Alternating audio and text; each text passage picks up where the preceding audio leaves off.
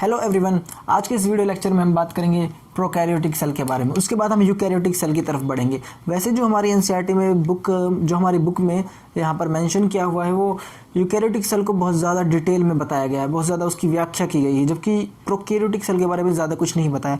मुझे लगता है कि आपको प्रोकैरियोटिक सेल की जानकारी लेना बहुत ज़्यादा आवश्यक है। अगर आप एक बायोलॉजी के स्टूडेंट हैं तो आपको ये चीज़ जाननी बहुत ज़्यादा ज़रूरी है। तो हमारा मेन मोटिव यहाँ पर यही रहेगा कि हम ज़्यादा से ज़्यादा चीज़ों को सीखें जो आपको आगे काम आएंगी। भले ही आप कहीं भी एडमिशन लें, आप अपना बेस्ट दे पाएँ, आप अपने अंदर की जो इंटरेस्ट है उसको जगा पाएँ। तो मैं यहाँ पर मेन काम आपका इंटरेस्ट जगाने के लिए ही कर रहा हूँ। और एक बार अगर इंटरेस्ट जाग गया तो टेस्ट भी अपना क्रैक हो ही जाता है, क्योंकि जो टेस्ट होता है वो आपका जज्बा मांगता है और कुछ नहीं, आपकी मेहनत मांगता है। तो आज हम स्टार्ट करते हैं प्रोकैरियोटिक सेल। देखो, प्रोकैरियोटिक जो सेल है वो दो वर्ड से मिलकर बनी है, प्रो और कार्यो। ठीक है, प्रो और कार्यो, प्रोकैरियो बोल देते हैं इसको प्रोनाउंस करते टाइम। प्रो का मतलब आप ऐसे समझ लीजिए कि पुराना, प्रो मतलब पुराना, एंशिएंट, प्राचीन। प्रो मतलब आप पुराना समझ लीजिए। इसको याद करने का सबसे आसान तरीका यही है कि आप प्रो को पुराना समझ लीजिए। पुराना, पुराना मतलब ओल्ड, बहुत ज़्यादा पुरानी। कार्य वर्ड यूज हुआ है न्यूक्लियस के लिए। इसका जो न्यूक्लियस है, इसका जो केंद्रक है, ठीक है, न्यूक्लियस लिख देता हूँ यहाँ पर मैं। मतलब जो कार्य वर्ड है वो यूज हुआ है न्यूक्लियस के लिए। और यहाँ पर इस चीज़ को आपको कोई नहीं बताएगा, जहाँ पर लिखा पड़ा है टिक। टिक का मतलब है कंटेनिंग, मतलब हैविंग, जिसके पास हो, जो हो, मतलब कि जो प्रोकैरियोटिक सेल हो जिसका न्यूक्लियस पुराना हो, पुराना न्यूक्लियस, पुरानी न्यूक्लियस वाली सेल। ओके, ठीक है, पुरानी न्यूक्लियस वाली कोशिका। ग्रेट, अब आपको समझ आ रहा होगा। तो मैंने इसका एक सिंपल डायग्राम बनाया है। इससे ज़्यादा सिंपल मैं और कुछ बता नहीं सकता आपको। ये बहुत ज़्यादा सिंपल डायग्राम है, बहुत ज़्यादा इफेक्टिव डायग्राम है। आप इसको ध्यान से देखिए, इस चीज़ को समझिए। यहाँ पर हमने बनाया इसका डीएनए। एक चीज़ आपको पता होगी, जो प्रोकैरियोटिक सेल का डीएनए है वो बेटा एक मेम्ब्रेन में, एक झिल्ली में कवर नहीं होता। इसका डीएनए फैला हुआ होता है, साइटोप्लाज्म में ही इधर उधर फैला हुआ होता है। तो यहाँ देखिए, मैंने इकट्ठा इसको बना रखा है, आप देख सकते हैं। ये क्या है, इसका डीएनए। इसके डीएनए को, बैक्टीरिया के डीएनए को बोलते हैं न्यूक्लियोइड। और बात मैं आपको एक बताना भूल गया कि जो प्रोकैरियोटिक सेल्स हैं वो कौन सी सेल्स होती है, वो बैक्टीरियल सेल्स ही होती हैं। मेनली कौन सी सेल्स होती हैं, बैक्टीरियल सेल्स। तो बैक्टीरियल सेल्स के अंदर न्यूक्लियस एब्सेंट नहीं होता, न्यूक्लियस एब्सेंट नहीं होता, लेकिन जो डीएनए होता है ना वो फैला हुआ होता है। इसलिए हम बहुत से लोग बोल देते हैं कि न्यूक्लियस जो है वो एब्सेंट है। न्यूक्लियस की जगह यहाँ पर एक और टर्म यूज़ की गई है, उसको बोलते हैं न्यूक्लियोइड।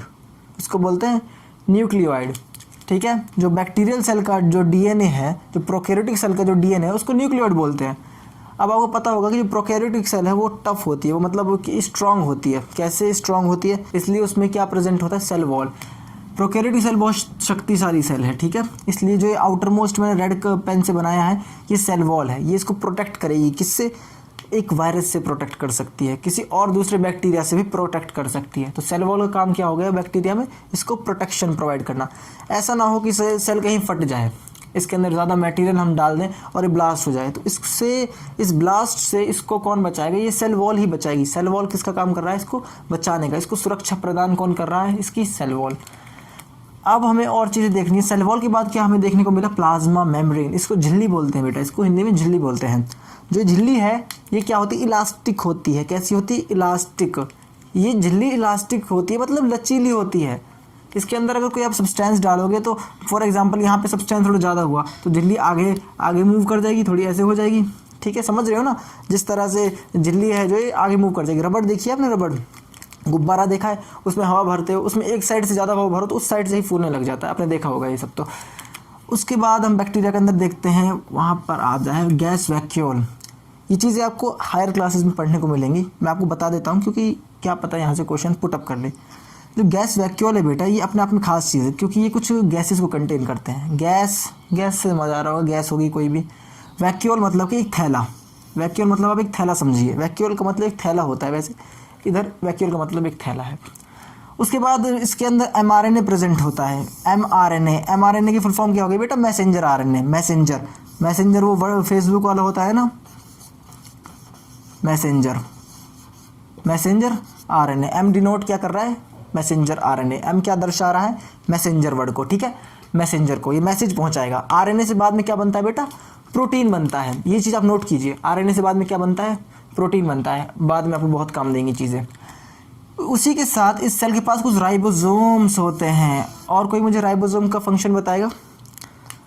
आपको पता होगा राइबोसोम का जो मेन फंक्शन है वो प्रोटीन सिंथेसिस करना है। क्या करना है, प्रोटीन सिंथेसिस। खास बात यह है कि इसके पास जो राइबोसोम होते हैं वो 70S इस टाइप के राइबोसोम होते हैं। आप ये चीज़ लिख लीजिए, ये बहुत इंपॉर्टेंट है। रेयर क्वेश्चन में इसको पूछ सकता है। मैं अपनी तरफ से ऐसी कोशिश कर रहा हूँ कि आपसे कोई भी क्वेश्चन छूटे ही ना। आप बायोलॉजी को इस तरह पढ़ो कि वो आपको समझ में आए और हर क्वेश्चन अपने आप बनने लगे। जो क्वेश्चन ने पूछा है उससे ज़्यादा आप जानने लगो। और कॉन्फिडेंस को आप कभी नहीं खोना। जितना ज़्यादा आप पढ़ोगे, जितना अच्छे से आप पढ़ोगे, चीज़ों को समझोगे, उनको दिल से लगाओगे, वो चीज़ें आपकी होती चली जाएंगी। तो वही मैं आपको यहाँ कराना आया हूँ। तो राइबोसोम्स कौन से टाइप के बेटा, 70S टाइप के राइबोसोम्स हमें बैक्टीरियल सेल्स में देखने को मिलती हैं। मैंने सारा बता दिया, लेकिन एक चीज़ छोड़ दी बेटा मैंने, वो चीज़ मैंने छोड़ दी क्योंकि ये चीज़ भी एक हायर लेवल की चीज़ है। उसको बोल दिया प्लाज्मिड। प्लाज्मिड, प्लाज्म क्या होता है, जो तरल पदार्थ होता है, इधर जो पूरा भरा पड़ा है, ये साइटोप्लाज्म है इसका, ठीक है। जो ये भरा मैं डॉट डॉट से रिप्रेजेंट कर रहा हूँ, ये सारी चीज़ें साइटोप्लाज्म में प्रेजेंट है। ये प्लाज्मिड साइटोप्लाज्म में प्रेजेंट है, mRNA साइटोप्लाज्म में प्रेजेंट है, राइबोसोम साइटोप्लाज्म में प्रेजेंट है, गैस वैक्यूल भी साइटोप्लाज्म में प्रेजेंट है। Everything is present in the cytoplasm, ठीक है। तो ये प्लाज्मिड जो है ये क्या करता है, ये एक तरीके का डीएनए ही होता है। ये बैक्टीरिया का एक्स्ट्रा सेलुलर डीएनए, बोलिए मेरे साथ, एक्स्ट्रा सेलुलर डीएनए। बैक्टीरिया के पास जो एक्स्ट्रा सेलुलर डीएनए है, मतलब कि जो मेन डीएनए से थोड़ा सा और पार्ट निकल जाता है। आप ऐसे समझिए, जो ये डीएनए है ये डिवाइड करता है। जब ये डिवाइड करता है थोड़ा सा पार्ट इसमें से निकल जाता है। अब वो कैसे डिवाइड करता है वो चीज़ आप हायर क्लासेस में पढ़ोगे, लेकिन आप इस चीज़ को समझिए, जब डीएनए डिवाइड करता है उसका कुछ पार्ट, डीएनए का कुछ पार्ट निकल जाता है। कहाँ पर आ जाता है, वो आ जाता है बेटा साइटोप्लाज्म में। अब बहुत सारे बच्चे कहेंगे सर ये न्यूक्लियोइड में तो साइटोप्लाज्म में, ये बेटा मैंने माना, लेकिन जो बहुत सारा डीएनए है वो एक जगह इकट्ठा हो गया है, इसके ऊपर बस मेम्ब्रेन नहीं आई है, इसलिए इसका नाम प्रोकैरियोटिक सेल में हमने न्यूक्लियोइड रख रखा है। पर इसमें से जो थोड़ा सा डीएनए निकल चुका है उसका नाम प्लाज्मिड रख दिया। इस प्लाज्मिड की बहुत खासियत है। देखिए यहाँ पर क्वेश्चन क्या बन सकता है, plasmid is found in which cell, answer आएगा bacterial cell. What is plasmid, it is extra cellular DNA. Note it down in your notebooks, अपनी कॉपी में इसको लिखिए, ये एक्स्ट्रा सेलुलर डीएनए है बैक्टीरिया का। आई होप आपको एक छोटा सा लेक्चर बहुत ही प्यारा लगा होगा और मैं उम्मीद करता हूँ आपको ये चीज़ें समझ में आई होंगी। इधर मैंने बताया कि राइबोसोम 70S टाइप के होते हैं बैक्टीरिया के अंदर। इधर न्यूक्लियस की जगह न्यूक्लियोइड देखने को मिलता है। इधर कुछ गैस वैक्यूल भी प्रेजेंट होते हैं। प्लाज्मिड नाम की चीज़ यहाँ पर होती है। मैसेंजर आरएनए यहाँ पर साइटोप्लाज्म में प्रेजेंट होता है। राइबोसोम्स प्रोटीन बनाते हैं। प्लाज्मा मेम्ब्रेन इसकी इलास्टिक होती है। जैसी यूकैरियोटिक सेल में प्लाज्मा मेम्ब्रेन होती है वैसी ही इसकी प्लाज्मा मेम्ब्रेन होती है। यूकैरियोटिक सेल और प्रोकैरियोटिक सेल की सबसे जो मेन मिलने वाली चीज़ है, मतलब इन दोनों के बीच में जो सिमिलर चीज़ है, जो एक जैसी चीज़ है, वो क्या है बेटा, प्लाज्मा मेम्ब्रेन। जो यूकैरियोटिक सेल की प्लाज्मा मेम्ब्रेन है और ये प्लाज्मा मेम्ब्रेन है, उनका स्ट्रक्चर लगभग सेम होता है। वो हम आगे पढ़ेंगे। सेल वॉल देख लीजिए, इसकी जो सेल वॉल बनी होती है ये बहुत इंपॉर्टेंट चीज़ है। किससे बनी होती है ये आपको हायर क्लासेस में पढ़ने को मिलेगा, लेकिन मैं आपको यहीं बता देता हूँ। इसकी जो सेल वॉल बनी होती है वो बनी होती है बेटा, मैं इसको यहाँ से एक बार मिटा देता हूँ थोड़ा सा। इसकी जो सेल वॉल बनी होती है वो बनी होती है पेप्टाइडो, PEPTIDO, पेप्टाइडो ग्लाइकन, पेप्टाइडो ग्लाइकन, ठीक है। पेप्टाइड वर्ड यूज, आप पेप्टाइड जो वर्ड है ये यूज़ होता है बेटा मेनली प्रोटीन्स के लिए, अमीनो एसिड्स के लिए। अमीनो एसिड्स, बहुत सारी छोटे छोटे अमीनो एसिड्स आपस में जुड़कर एक प्रोटीन बनाती हैं। तो प्रोटीन किस तरह से बनता है, पेप्टाइड बॉन्ड से बनता है। ये मैं आपको एक्स्ट्रा चीज़ें बता रहा हूँ, आप लिखना चाहे लिख सकते हैं। प्रोटीन बनता है अमीनो एसिड से, अमीनो एसिड बॉन्ड बनाती हैं और वो क्या बनाता है बेटा, पेप्टाइड बॉन्ड बनाने के बाद क्या बन जाता है, प्रोटीन बन जाता है। अमीनो एसिड बॉन्ड बनाती हैं और प्रोटीन का निर्माण करती हैं, ठीक। और ग्लाइकन जो वर्ड यूज़ ये हुआ है यहाँ पर, वो यूज़ हुआ है ग्लाइकन। ग्लूकोज से लग रहा है कुछ ग्लाइकन ग्लूकोज सेम सा लग रहा है। तो यहाँ पर ये क्या है बेटा, पॉलीसैकेराइड होता है। पॉली मतलब बहुत सारे, डबल सी आता है यहाँ पे, एक सी और लिख लेता हूँ यहाँ पे, पॉलीसैकेराइड, POLYCCHARID। पॉलीसैकेराइड क्या होते हैं, बहुत सारे सैकेराइड। सैकेराइड क्या होते हैं, चलो मैं आपको ये बाद में बताऊंगा सैकेराइड वगैरह। आप ये याद रखिए ग्लाइकन जो ये वर्ड आया है, क्यों आया है, किससे आया है, पॉलीसैकेराइड्स के लिए आया है।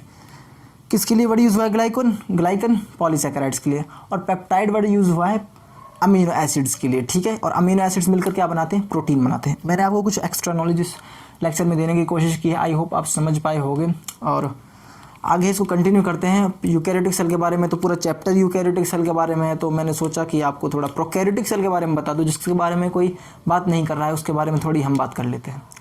आई होप आपको मज़ा आया होगा। ऐसे ही पढ़ते रहिए, नोट्स बनाते रहिए। जो मैं एक्स्ट्रा बोलूँ वो वीडियो को पॉज करके उसके नोट्स बना लीजिए और अपने ऊपर विश्वास रखिए, आप ज़रूर कुछ बड़ा करेंगे और घबराना नहीं है। ये वीडियो लेक्चर यहीं तक का था। धन्यवाद।